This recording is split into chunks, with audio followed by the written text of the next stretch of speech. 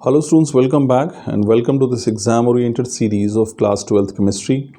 We are dealing with some previous board exam questions from chapter electrochemistry.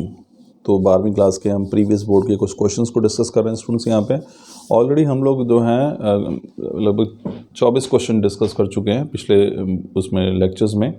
तो ये जैसा कि आप स्क्रीन पे देख पा रहे हैं स्टूडेंट्स, ये हमारे पास पार्ट 1 है, ठीक है ना। इस पार्ट 1 को भी हमने छोटे छोटे सेक्शंस में डिवाइड किया है डिस्कस करने के लिए क्वेश्चंस को। तो हम इसमें ऑलरेडी लगभग 24 क्वेश्चन के करीब जो है हम ऑलरेडी इसमें डिस्कस कर चुके हैं।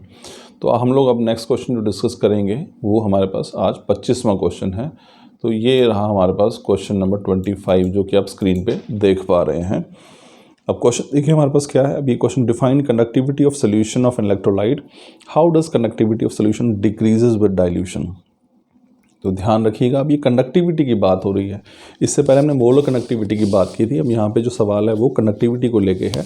आपसे पूछा गया है कि कंडक्टिविटी होती क्या है और कंडक्टिविटी जो सोल्यूशन की है वो पानी मिलाने पर, डाइल्यूट करने पर डिक्रीज़ क्यों हो जाती है, ये ध्यान रखिए। तो दोनों में कंफ्यूज मत होइएगा। एक मोलर कंडक्टिविटी है और दूसरा कंडक्टिविटी है। कंडक्टिविटी सिंपल हमारे पास किसी भी इलेक्ट्रोलाइट की हो सकती है। देखिए क्या है कंडक्टिविटी, क्या है, conductance of 1 unit volume of solution kept between 2 platinum electrodes with area of cross section and its distances unit length।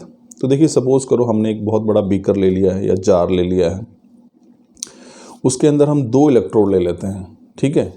एक इलेक्ट्रोड A है, दूसरा इलेक्ट्रोड B है। इलेक्ट्रोड कोई भी मेटल की प्लेट हो सकती है और उन इलेक्ट्रोड का जो एरिया ऑफ क्रॉस सेक्शन है वो यूनिट है, 1 मीटर स्क्वायर ले लीजिए या 1 सेंटीमीटर स्क्वायर ले लीजिए, और दोनों के बीच में डिस्टेंस है वो भी यूनिट लेंथ है, चाहे 1 सेंटीमीटर ले लीजिए चाहे 1 मीटर ले लीजिए। तो जैसे आप area of cross section 1 meter square ले रहे हैं या फिर 1 सेंटीमीटर स्क्वायर ले रहे हैं, वैसे ही आप जो लेंथ है, डिस्टेंस है, वो 1 सेंटीमीटर या 1 मीटर ले सकते हैं।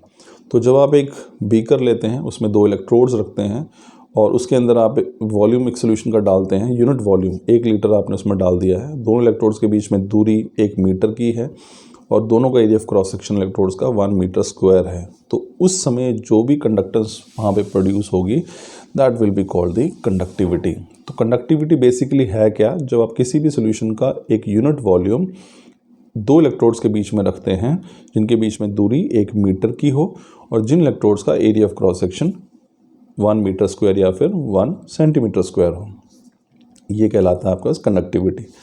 अब सवाल ये होता है कि जब आप किसी भी सोल्यूशन के अंदर, इलेक्ट्रोलाइट के अंदर पानी मिला देते हैं, उसकी कंडक्टिविटी डिक्रीज़ क्यों हो जाती है।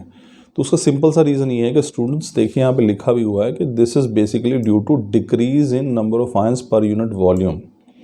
पहले मान लीजिए 10 आयंस थे 1 लीटर के अंदर, आपने 2 लीटर कर दिया। अब आयंस तो अभी भी 10 हैं लेकिन वॉल्यूम बढ़ गया है, तो number of ions per unit volume जो है वो डिक्रीज़ कर गए हैं और इसीलिए हमारे पास कंडक्टिविटी जो है वो भी डिक्रीज़ कर जाती है। आई एम श्योर आपको ये क्वेश्चन समझ में आया होगा।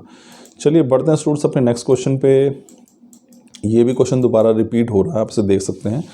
क्वेश्चन है आपके पास, the conductivity of 0.1 molar acetic acid is 7.8 × 10⁻⁵ siemens centimetre inverse and you have to calculate degree of dissociation for acetic acid.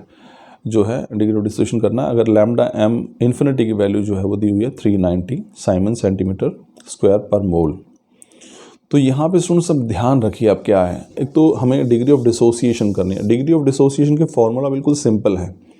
Degree of dissociation का फॉर्मूला आप यहाँ पे देख लीजिए, ये दिया हुआ alpha is equal to lambda M divided by lambda M infinity, यानी कि mole what is degree of dissociation, it is molar conductivity divided by molar conductivity at infinite dilution, ठीक है ना। तो वैल्यूज़ आपको यहाँ पे कंडक्टिविटी की वैल्यू दी हुई है और दूसरा आपके पास मोलर कंडक्टिविटी की वैल्यू भी दी हुई है। आपको देखते हैं हमारे पास। तो हमें यानी कहने का मतलब क्या है, हमारे पास जो है हमें यहाँ पे लैम्डा एम मोलर कंडक्टिविटी की वैल्यू निकालनी है। तो लैम्डा एम किसके बराबर होता है, k divided by c multiplied by 1000, ठीक है ना। तो यहाँ पे के की वैल्यू, कंडक्टिविटी की वैल्यू, के यहाँ पे कंडक्टिविटी है, कंडक्टिविटी की वैल्यू आपको दी हुई है। ये देखिए कंडक्टिविटी कितनी है 7.8 × 10⁻⁵ और कंसंट्रेशन भी आपको दे रखी है। यहाँ पे कंसंट्रेशन है 0.01 मोल। उसको आप इसे डिवाइड कर देंगे मल्टीप्लाइड बाय 1000, यहाँ 1000 से आप इसे मल्टीप्लाई करेंगे तो value comes out to be 78 ohm inverse centimeter square mole inverse. या फिर सिंपल आप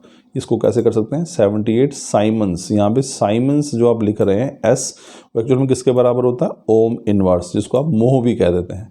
तो ये आपके पास आ गई लैम्डा एम की वैल्यू।